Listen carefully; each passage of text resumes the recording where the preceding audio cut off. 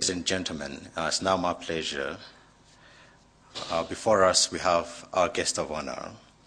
And like Dr. Safa said in the opening remarks, the reasons why we have her present here with us. The Right Honorable has done a lot in the lives of women and also in the lives of children. And these two groups of people are very dear to the Right Honorable's heart. In 1991, she was a co-founder of the Africa Federation of Women Entrepreneurs in Ghana. She was among 13 African women who founded the Council for Economic Empowerment of Women in Africa. The Right Honorable in 1997 received the Hunger Project Africa Prize of Leadership for Sustainable End to Hunger, and this received with the former president of Mozambique, President Chissano. Between 1997 and 1998, the Right Honorable was voted the Woman of the Year in Malawi. She has almost 7 international awards that she has got. The Right Honorable established the Joyce Banda Foundation in 1998. And this is reaching out to over 10,000 beneficiaries. She has served the government of Malawi and of course served Africa at large. The Right Honorable was the Minister of Gender and Welfare and Community Services in Malawi. She also served as the Minister of Foreign Affairs and International Cooperation. The Right Honorable Vice President this year was appointed a Goodwill Ambassador for Safe Motherhood in Malawi. This year again, the Right Honorable was appointed Eminent Person for Early Childhood Development in Malawi. Ladies and gentlemen, Your Excellencies, this is our guest of honor. It's therefore my pleasure to invite the Right Honorable to address this conference.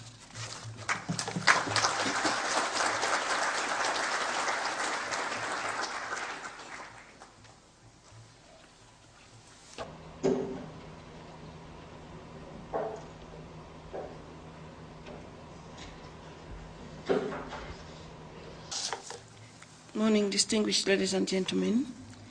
Your Excellency, Madam Camille, Minister of Women's Affairs, representing the government of Ethiopia, Honorable Minister from Norway, Minister from Cyprus, the Executive Director of the African Child Policy Forum, Dr. Bekele, the President of Child Watch International, Dr. Rizin, Deputy Executive Director of UNICEF, the Deputy Director, UNICEF Innocent Center, Dr. David Parker, the UN Special Representative on Violence Against Children, Dr. Pius, former Chair of the UN CRC, Professor Doek, representatives from the African Union, Your Excellency Malawi's Ambassador to the African Union, Mr. Kalirangwe, the Principal Secretary for Women, Child Welfare and Community Services in Malawi,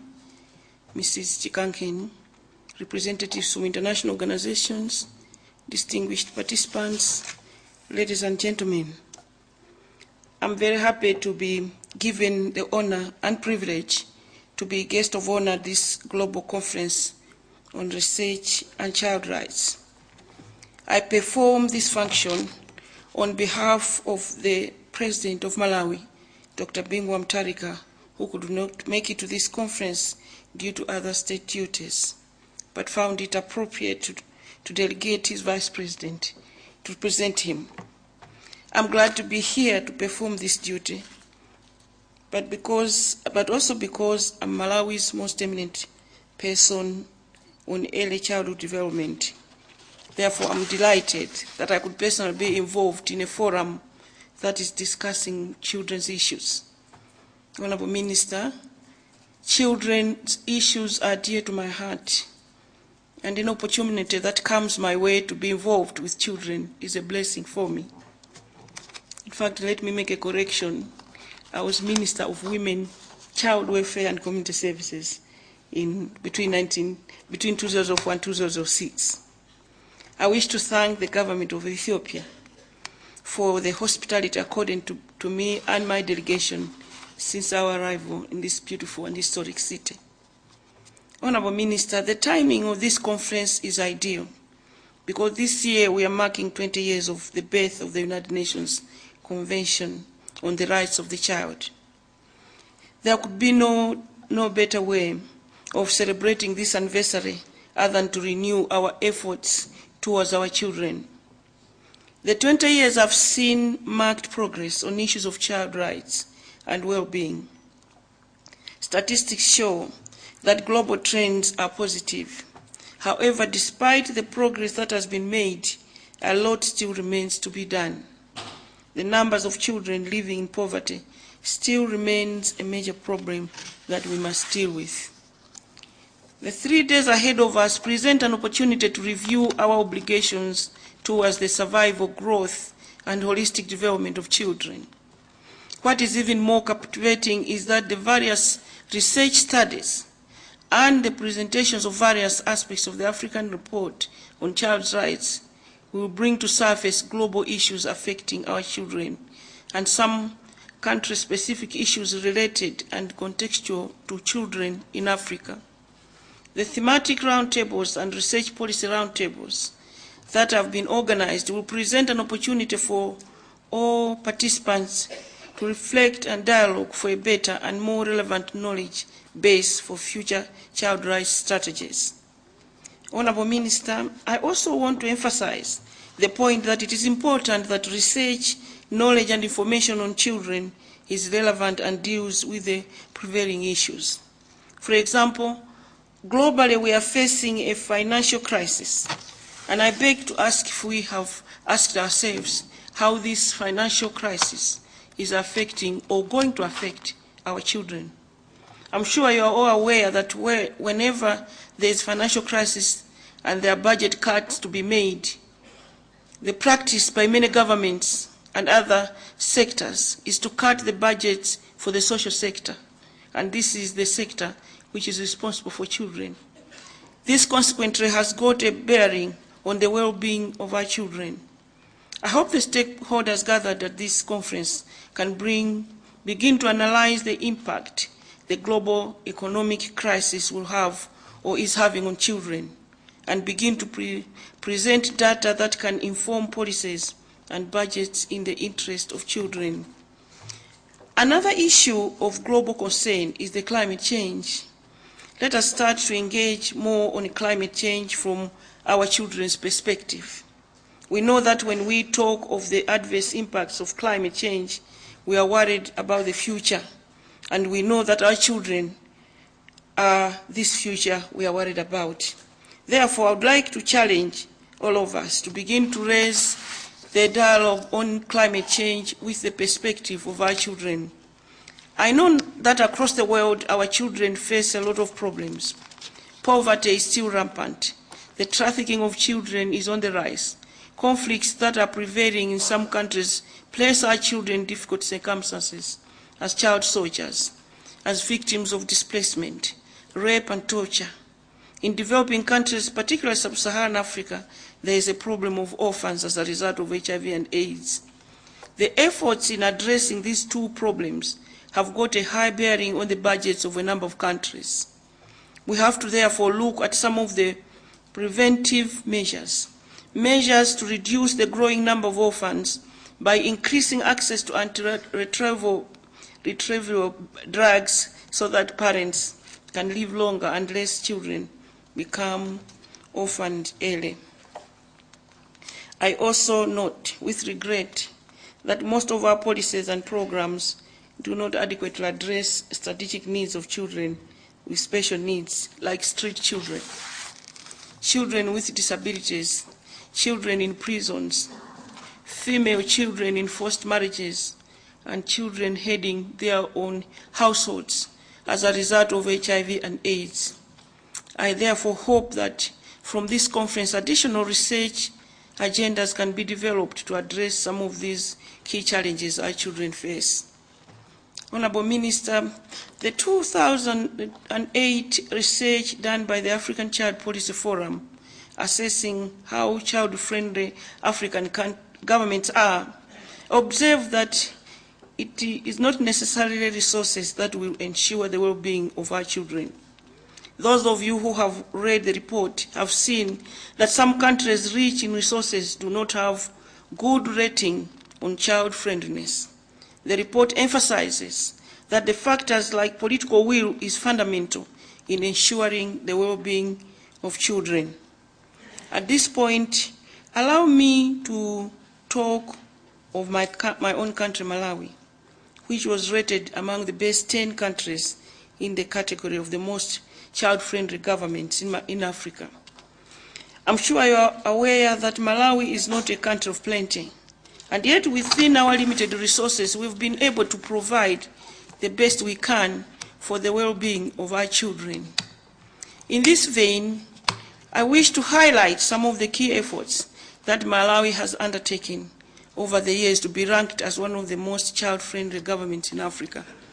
And I take a lot of pride to say that when these policies were put in place, I was at the helm of that ministry as Minister of Gender and Child Welfare. The issues of children are on the government agenda in Malawi, and the Malawi Growth and Development Strategy focuses on children as a category through social protection and social development, focusing on health, education, and other key essential services. With regard to protection of children, our government initiated several legislative reviews to make our laws more adequate and in line with the principles enshrined in the Convention on the Rights of the Child and the African Charter on the Rights and Welfare of Children. We have reviewed all child-specific laws and developed a comprehensive child care, protection and justice bill, which is in harmony with the CRC and the African Charter on the Rights and Welfare of the Child. The Malawi Parliament, which is currently in session, has just passed the National Registration Bill, which among other things aims at ensuring that all children are well registered and accounted for, and well targeted in development policies and programs. Among the laws under review include the Trafficking in Persons Act, the Education Act, the Inheritance Act, and as well as the Adoption Act. Turning to budgetary commitment, I'm pleased to report that in Malawi, key sectors such as education, agriculture, health, water and sanitation, and HIV and AIDS and nutrition have always been allocated larger shares of the national budget than most. In the year 2008-2009 financial year, these key sectors received highest proportion of the national budget. The budget allocated to these key sectors enable children to access free primary education, essential health services including immunization, safe drinking water, and nutritious food supplements. In terms of provision of child-related services, the government of Malawi has over the years indeed demonstrated a lot of commitment. In health, we have been implementing an accelerated child survival and development program through the integrated management of childhood illnesses. This was an attempt towards addressing deaths among children arising from preventable diseases. As a consequence, under 5 mortality and infant mortality rates are gradually reducing, and we expect the trend we have registered to continue. In fact, the country is expected to reach its target on the MDG related to reduction of child mortality. As for immunization, I'm glad to report that we have achieved universal coverage through the expanded program of immunization. Honorable Minister, Malawi is implementing an agricultural subsidy program as one of eradicating hunger. Over the years, the program has yielded results by making sure that Malawi is food secure. In order to make sure that our being food secure is much more meaningful, the government has been implementing several nutrition initiatives, which include putting in place a nutrition policy and a comprehensive program for implementing essential nutrition actions. We are also, as a matter of policy, promoting exclusive breastfeeding for children.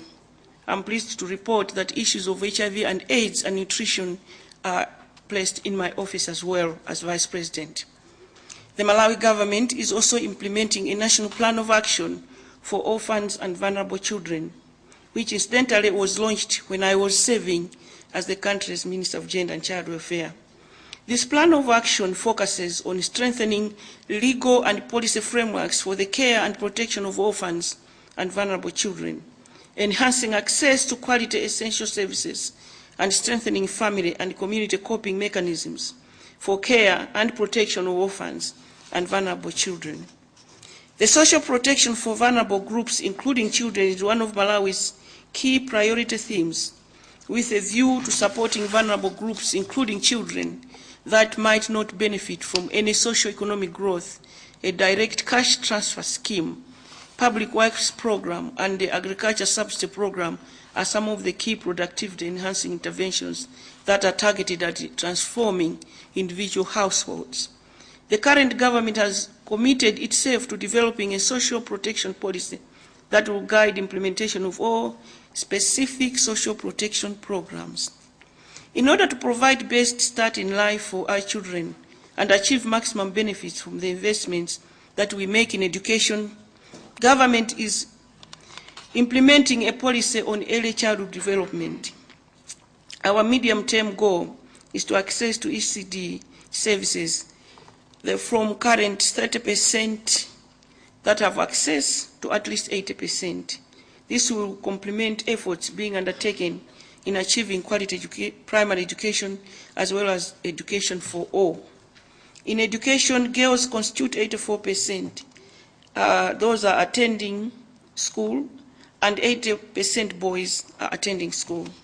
This is a slight improvement compared to what was reported in the year 2000. Net enrollment for boys is 93% and 98% for girls. The Millennium Development Goals promote increased primary education enrollment by 90%, and this implies that Malawi is on track. The government of Malawi continues to implement a child protection program that contributes towards the creation of a protective environment for all children, with emphasis on the most vulnerable through protection, prevention, and rehabilitation. Government, with the support from partners, continue to raise awareness on child abuse through the Zero Tolerance campaign against child abuse. We are also increasing access to justice for both women and children by increasing coverage of victim support services through established community-based victim support units, on top of the police station-based victim support units across the country. Other key results in child protection include the establishment of 4 child-friendly courts in all regions, increasing the number of child protection workers so that we actively address issues of child protection within communities. We realize that child participation is key to building a protective environment for our children and for molding leadership potentials inherent in our children. Therefore, in living up to the African Union Pan-African Resolution of 2001, the Malawi government has been promoting participation among children on issues that impact on their own development. In this regard, we annually hold a child's parliament, which allows children from all backgrounds to come together and make resolutions on key issues that require action from government and other key duty bearers. Meanwhile, policy guidelines have been developed meant to foster child participation by taking the concept and practice of children's parliament to district and community levels. Honorable Minister, these are some of the good practices that Malawi has been able to do even within a resource-constrained economy. It therefore gives me hope that each of our countries represented here can do something with the resources that we have at hand to make a difference for our children. As eminent person on early childhood development, I always remember that the wise words spoken by our beacon of hope and source of inspiration, Dr. Nelson Mandela. He said, and I quote, "There can be no keener revelation of any society than in the way it treats its children." End of quote. I therefore hope that at this conference, we can renew our efforts to ensure that our societies have a better reflection of themselves and it is seen in the eyes and well-being of our children. Let me concur with the report that a conducive political empowerment, optimal utilization and the prioritization of the available resources towards children's services, and existence of a sound legal and policy framework for child protection can positively affect the well-being of our children. My appeal especially goes to the African countries covered in the African Child Policy Forum report, and that is that the position that the report shows should serve as a springboard for increasing our commitment and support towards child well-being.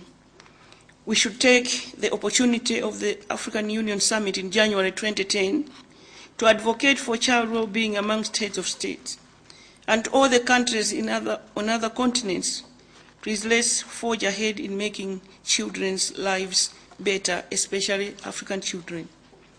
Honorable Minister, let me finally commend the African Child Policy Forum, the Child Watch International Research Network, and UNICEF Innocent Research Center, and all their funders for organizing this special event.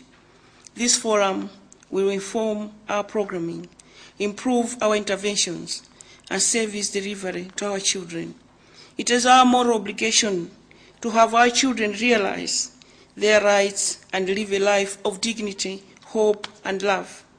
They are our hope, and let us not let them down. Our legacy as leaders should be that we made the world a better place for them. In any case, it is very important for us to include them in all discussions and decisions that we make on their behalf. For as one child said to me, let there be nothing about us without us. May God bless you all, and thank you for listening.